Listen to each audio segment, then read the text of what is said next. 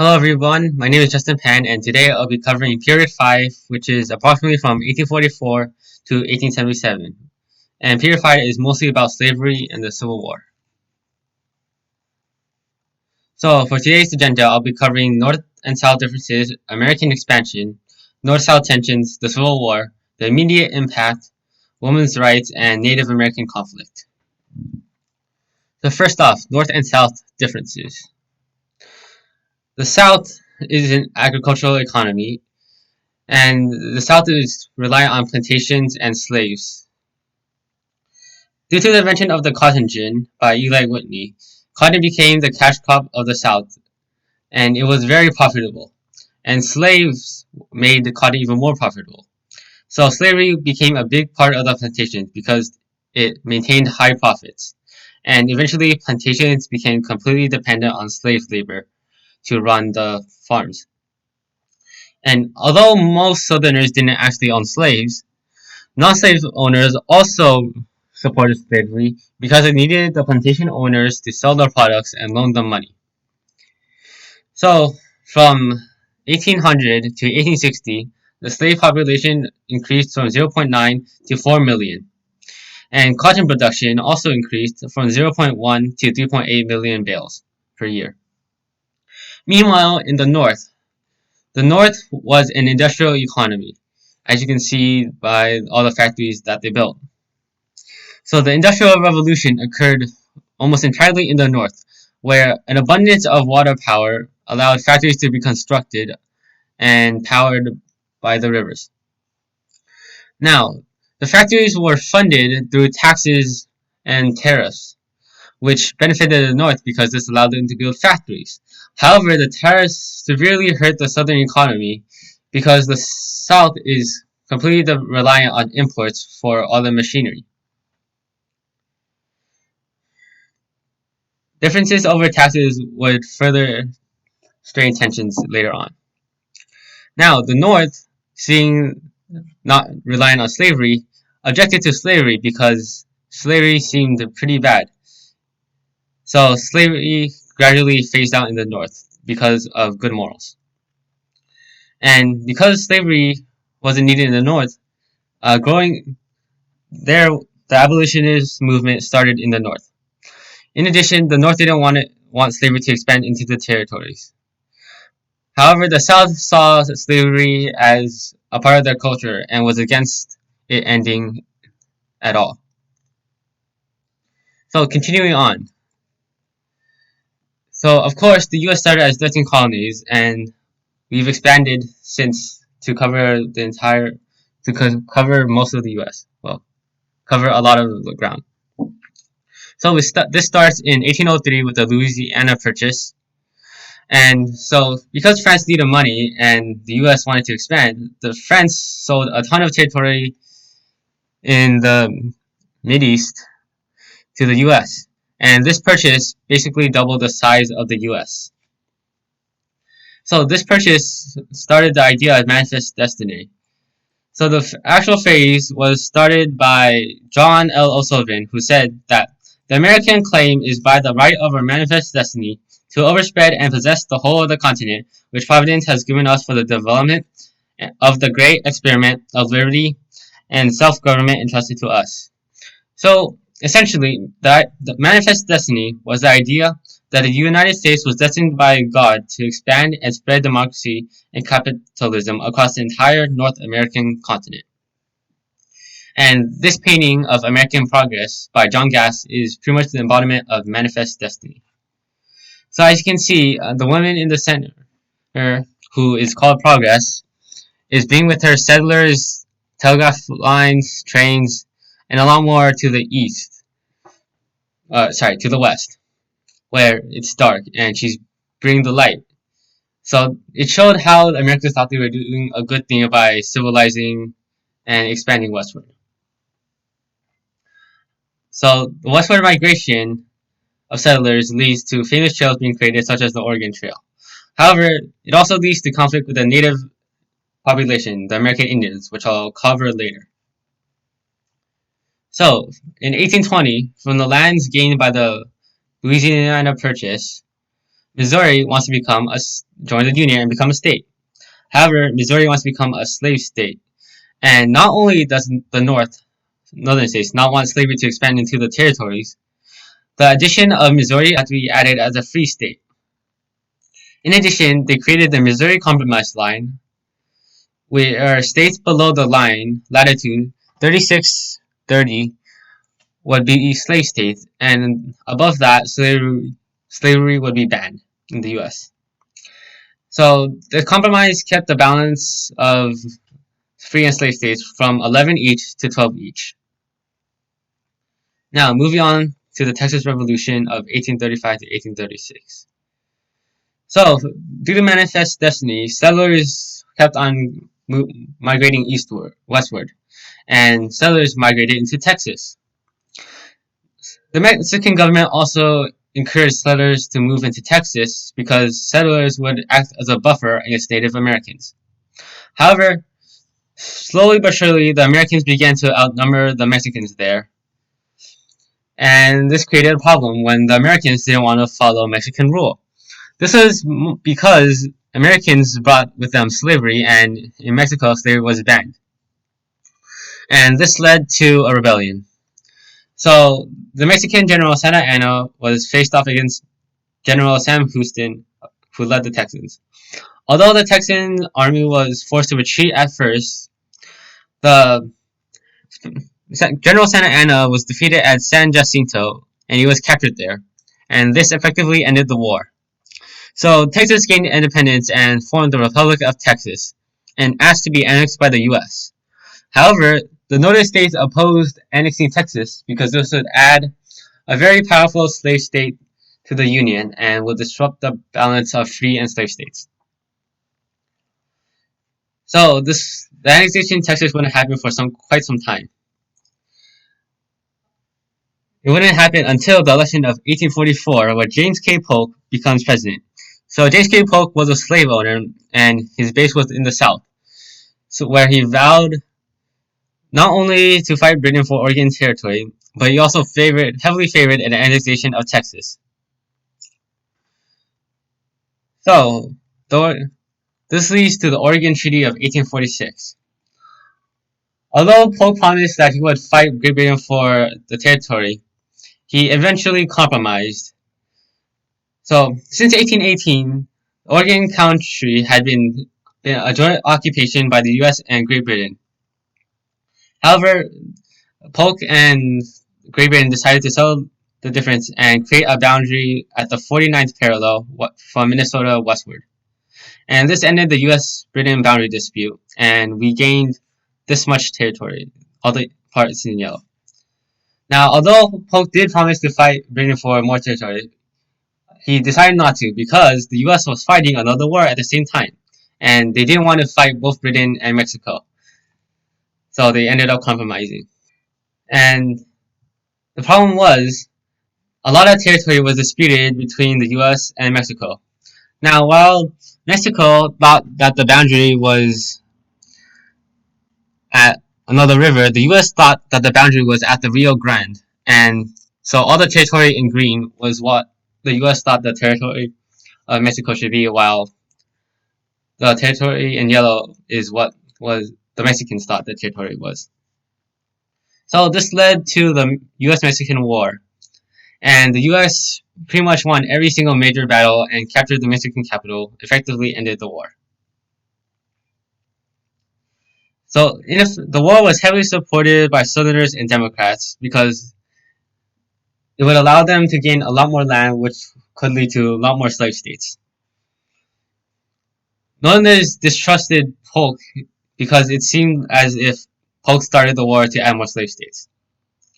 So anyways, the war ends with the Treaty of Guadalupe Hidalgo in 1845, where the U.S. gained all this territory for $18 million. And the southern border of Texas would be the Rio Grande. So the Treaty of Oregon and the Treaty of Guadalupe Hidalgo effectively increased the size of the U.S. by 1/3. Now, from the lands onto the Compromise of 1850. So this was caused when California wanted to join the Union. So California wanted to join the Union as a free state, and this would disrupt the balance of 15 free and 15 slave states in the Senate. Once again, this led to lots of conflict. So, in the end, a compromise, or the Compromise of 1850, was reached.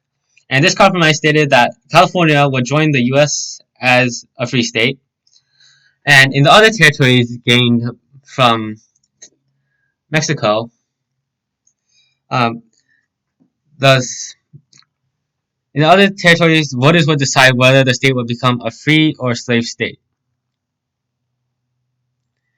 Now, in addition, the Fugitive Slave Act was passed with the Compromise of 1850.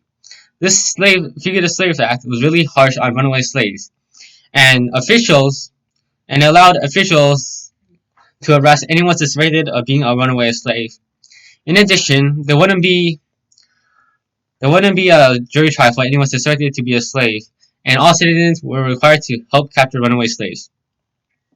It also increased penalties for assisting runaway slaves, and federal commissioners were hired to arrest runaway slaves. However, because the laws were so harsh, the northern states passed personal liberty laws, which pretty much nullified the Fugitive Slave Act. This could have been avoided if the 1846 Wilmot Proviso was passed, which tried to ban slavery in all the territories gained from Mexico. However, this was doomed to fail because the Wilmot Proviso was unfavored by the South because it banned slavery in the territories. And although it passed in the House of Representatives, where the North had an advantage, it failed to pass in the Senate. Alright, so now onto the Kansas-Nebraska Act of 1854, where Senator Douglas from Illinois wanted to build a railroad and westward. So to do this, he wanted to organize Nebraska Territory and Kansas Territory. However, according to the Missouri Compromise, both Kansas and Nebraska Territory would be free states because they were above the line. To please the Southerners, Douglas proposed that both Nebraska Territory and Kansas Territory would vote on the question of slavery, and this was known as popular sovereignty. So, the voters would decide whether the territories would become a free or slave state. However, this led to lots of conflict. Settlers from the north and settlers from the south flocked to Kansas to vote on whether it would become a free or slave state. And this led to conflict when pro-slavery forces attacked the free state town of Lawrence. So in revenge, John Brown murdered pro-slavery settlers at Potawatomi Creek, and this became known as the Potawatomi Massacre. So these two events led to even more fighting between the pro-slavery and anti-slavery forces in Kansas. And the fighting got so bad that Kansas became known as Bleeding Kansas, where due to the conflict between pro-slavery and anti-slavery forces. It was so bad that two governments were set up in Kansas, one anti-slavery government in the north and one pro-slavery government in the south. So, the Kansas-Nebraska Act, Compromise of 1850, and the Missouri Compromise of 1820 was one reason that North-South tensions continued to worsen. However, the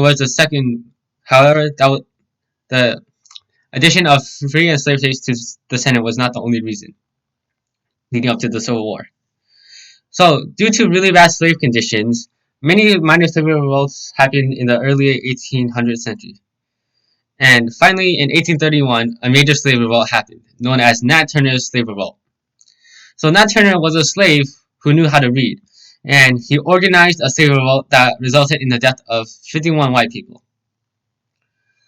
So the number of deaths isn't important, but what's important is that his revolt led to harsher treatment of slaves.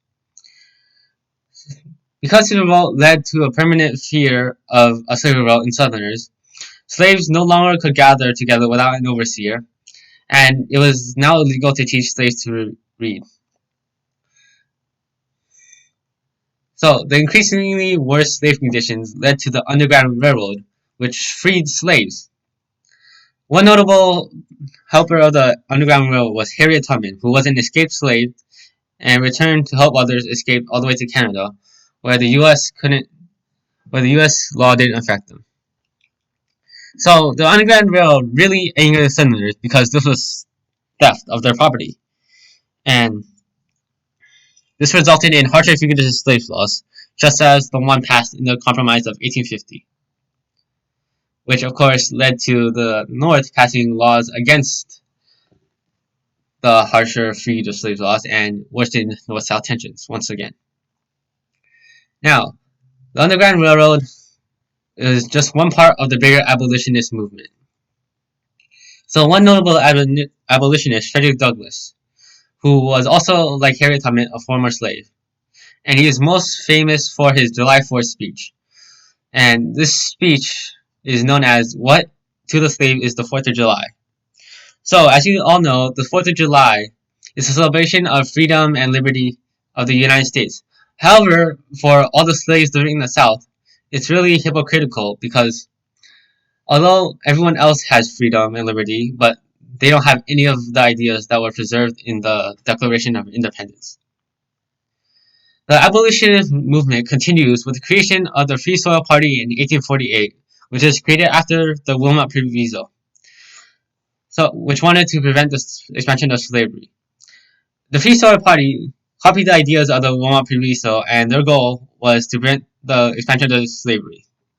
Their motto was free soil, free labor, and free speech.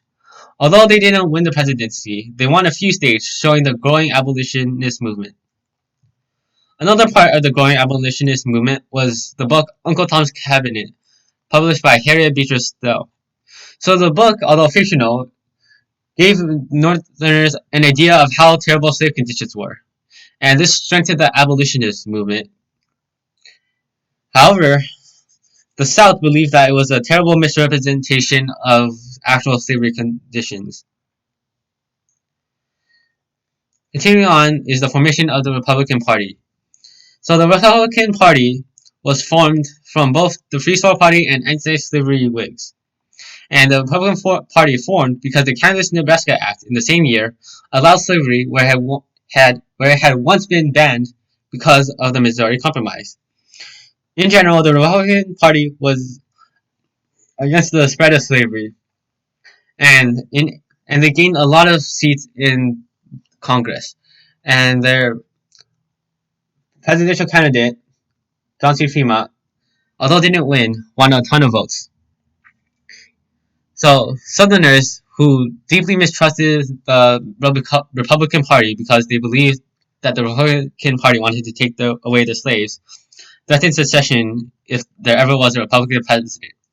And that's foreshadowing for you guys, you know. Alright, continuing on.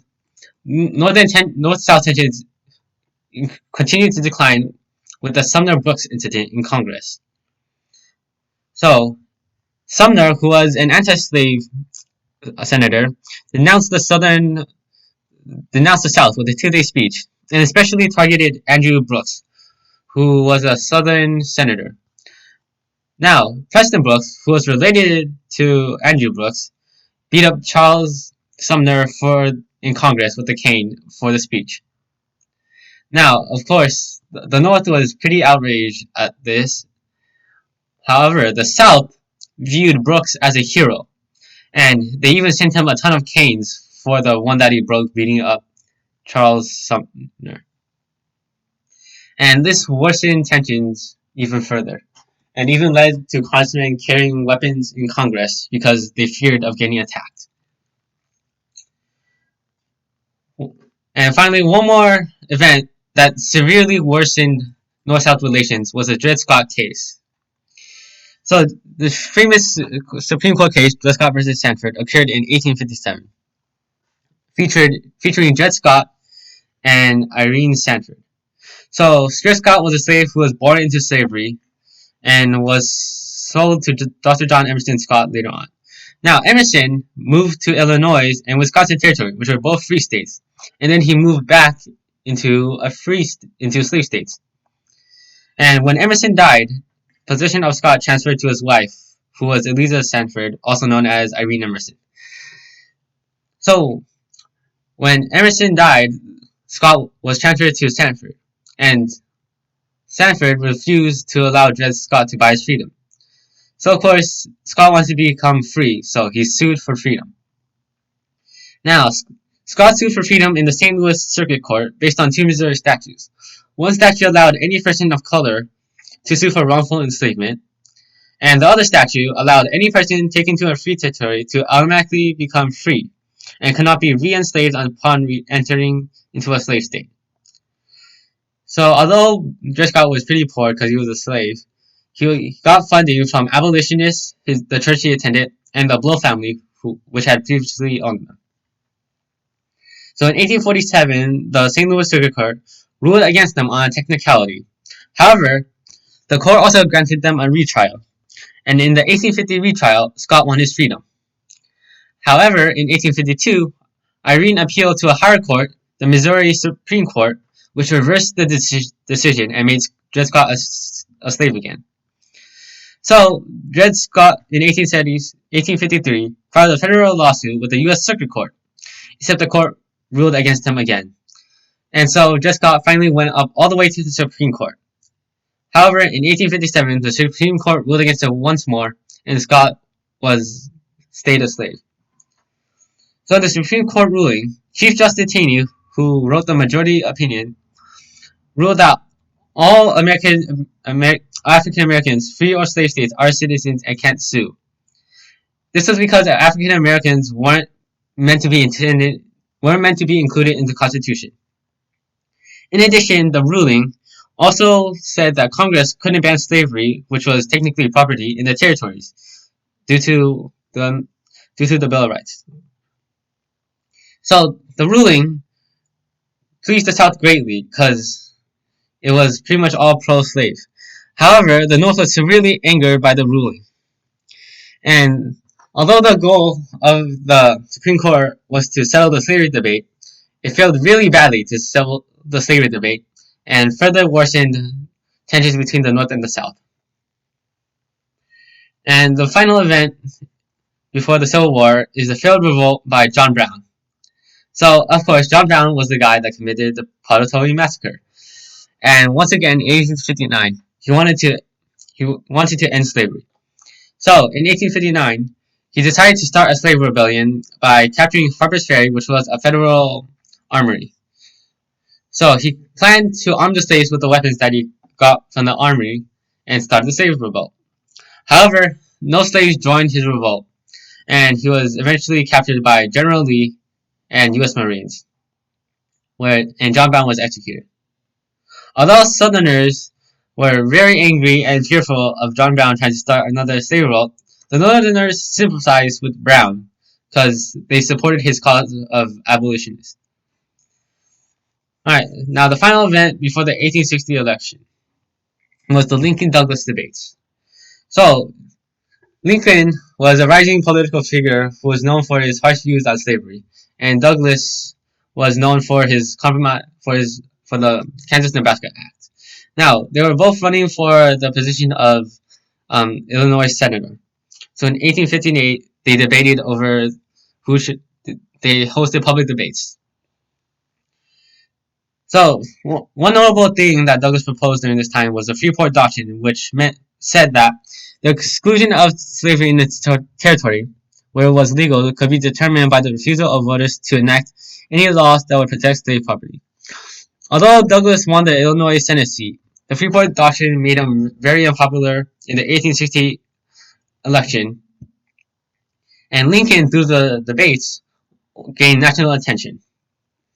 So, into the election of 1860.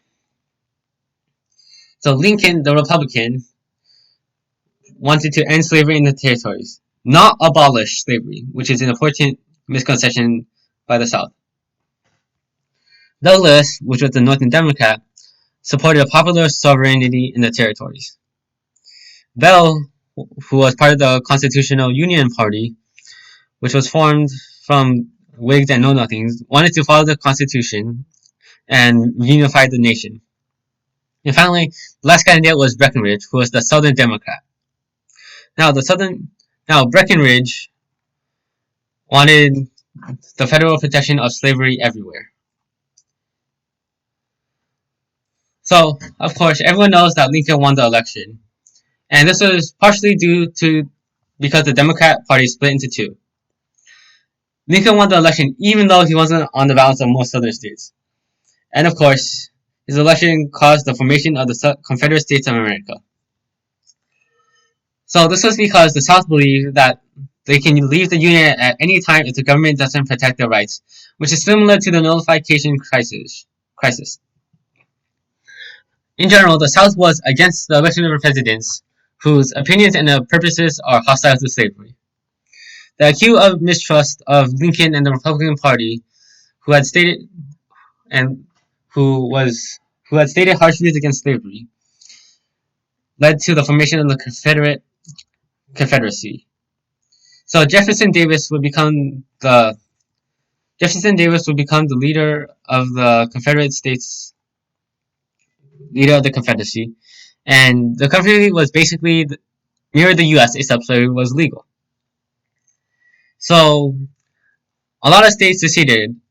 A lot of states seceded, except for Missouri, Kentucky, Maryland, and Delaware, which remained in the Union even though they were slave states. And this leads to the formation of West Virginia in the middle of the Civil War.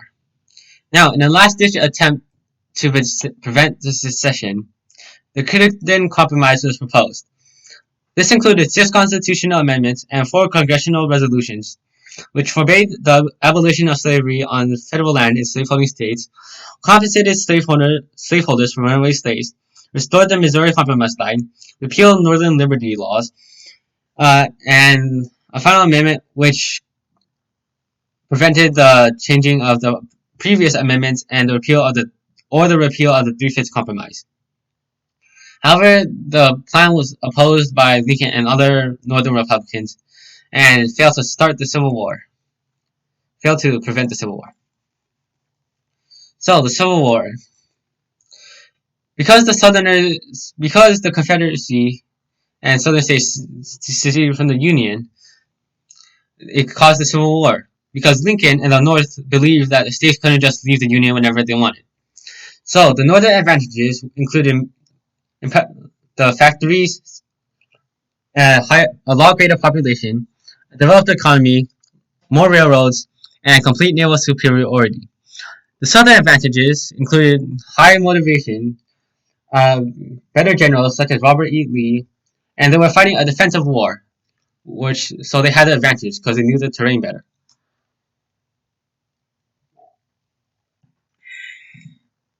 So the war was started by Fort Sumter.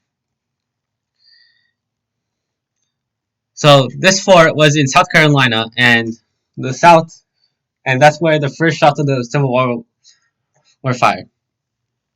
So the overall goal for the North was the Anaconda Plan, which involved a blockade of the South and to starve down supplies, which would eventually force them to surrender. The plan also wanted them to capture the Missouri River and split the South into two. Finally, they would end the war by capturing Richmond. The Southern plan was basically just to survive until the North didn't want to fight the war anymore. So the war started off with battles, with some major battles. So we started off with the Battle of Bull Run, which is a Confederate victory. And then we had the Battle of Shiloh, which was a Union victory. And then, alright, so Lincoln wanted to end the war fast, so he started the Peninsular Campaign. This was a plan where General McClellan would come from the sea and try to take Richmond. However, McClellan was defeated by General Lee, and the Peninsular Campaign ended in failure. Once again, Lincoln wanted to push south to capture Richmond, and a second Battle of Bull Run occurred, which was another Confederate victory. So, the multiple Confederate victories caused Union morale to drop. In addition, the U.S. feared that Europe would step in and help the Confederacy because the Confederacy supplied Europe with most of their cotton.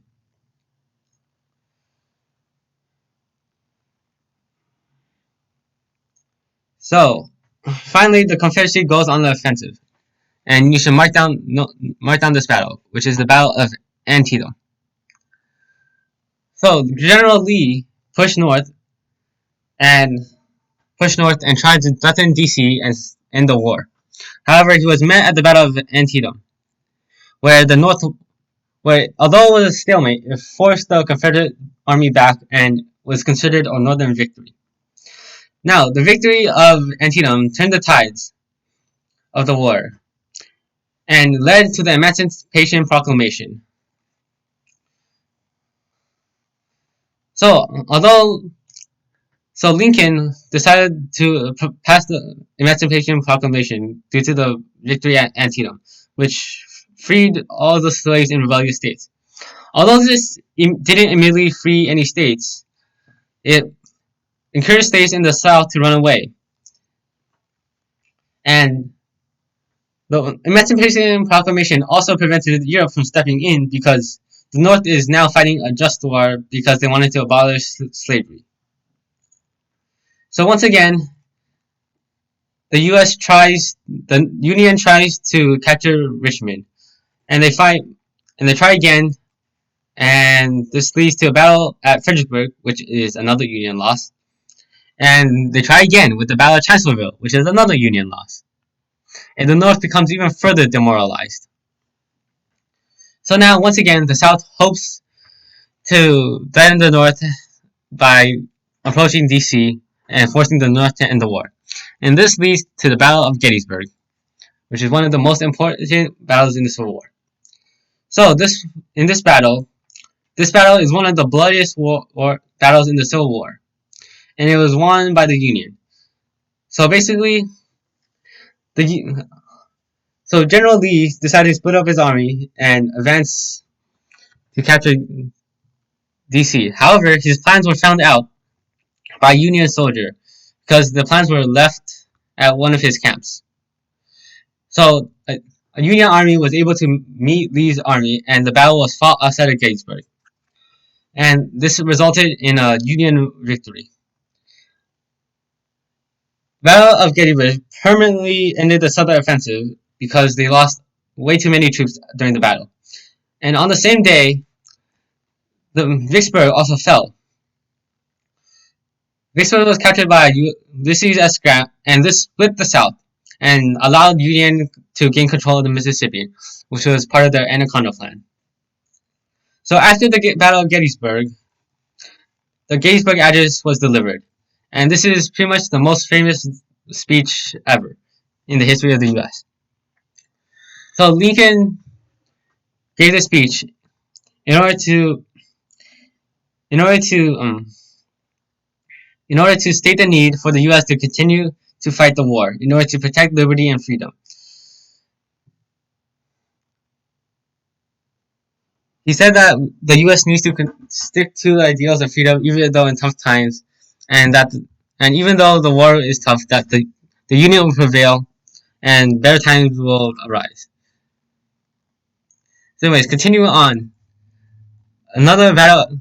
General Grant continues to fight in the western region, and we get another victory at Chattanooga.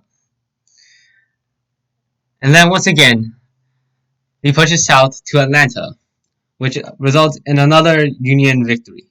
Now, by this time, the U.S. is winning a ton of the battles, and the South has very little chance of winning again. So the South banks on the election of 1864 and hope that Lincoln will be defeated. So in the election of 1864, it was pitted General McClellan, who failed to capture Richmond, against Lincoln. And McClellan wanted to end the war while Lincoln wanted to unify the nation. So, of course, Lincoln won the election of 1864 and continued the war. Now, continuing the war was Sherman's march to the sea. So this was a really important because it showed the scorched earth policy and the total war policy, and it led to a destroyed South. So total war is where, sorry, scorched earth policy is where they just cut off their supply lines and then just lived off the land, and they destroyed tons of railroads and took tons of their crops and burned everything else that they couldn't eat.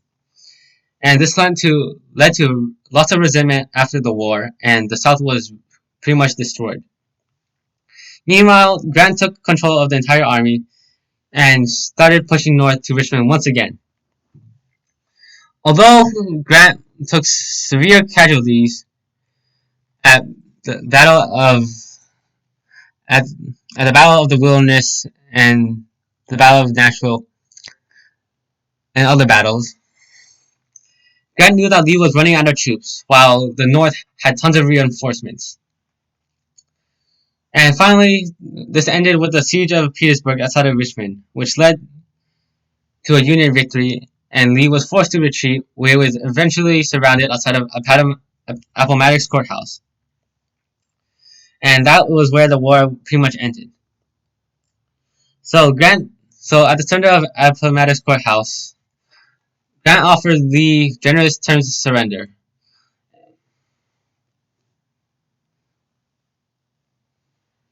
Now, and this basically ended the war. So the Civil War unified the nation and is pretty much the bloodiest war in the U.S. history. However, the differences, the South view and the North view on the war were very different. General Lee saw the war as a Northern victory only because the North had more troops, which is true. However, Grant saw the victory as a sign by God that their cause was right and that clearly was wrong. Anyways, so the Union was unified through the bloodiest war in the U.S. history. Now, however, one more thing about the Civil War. So Lincoln, some controversial acts during the Civil War, including Lincoln suppressing the free press, and because he wanted to silence Southern sympathizers. In addition, the first draft law in U.S. history led to draft riots in New York, because the rich could escape being drafted, while the poor could not. And finally, the suspension of habeas corpus led where people could be arrested without a trial, and this was mostly used to arrest Southern sympathizers who could damage the war effort. So anyways, after the war led to many challenges of rebuilding the South, and this was to be taken by Lincoln, except he was assassinated by John Wilkes Booth. So John Wilkes Booth believed that he was doing the right thing because he was killing a tyrant. However, this angered the North, and because this was the first time that a president had been assassinated. And this contributed to the long-lasting North-South resentment. And this led to President Andrew Johnson becoming the president who sympathized with the South and wanted to forgive the South really easily. So, some immediate impacts of the war was the Civil War amendments, including the 13th, 14th, and 15th amendments. So, the 13th Amendment, which was passed during the war, made slavery illegal. The 14th Amendment granted citizenship to all persons, basically defined citizenship. And the 15th Amendment made it so that voting couldn't be denied based on race. And Vince will cover more on this topic tomorrow at the same time. In addition, the war led to many challenges based on Reconstruction, where differing plans on how to punish the South and rebuild the South occurred. Anyways, Vince will cover more about that tomorrow. Now, on a complete different tangent, is the other events that happened during this time, include the Seneca Falls Convention. So basically, the Seneca Falls Convention in 1848 was organized by Lucretta Mott Elizabeth Cady Stanton and other abolitionists, and was attended by many famous abolitionists such as Frederick Douglass. So basically, the goal of the convention was to increase fight for women's rights, and it passed the Declaration of Sentiments. which stated that all men and women were created equal. And basically, the Santa Claus Falls Convention kicked off the women's rights movement and inspired Susan B. Anthony and the next generation of women suffragists. And one more event that happened from 1844 to 1847 was the American Indian conflict, which I said that I'd cover later. So during the Civil War, the federal troops were withdrawn to fight in the war, and this led to many Indians taking back their land. So in 1864, the Sand Creek Massacre happened, where volunteer Colorado soldiers massacred 148 men, women, and Native American children.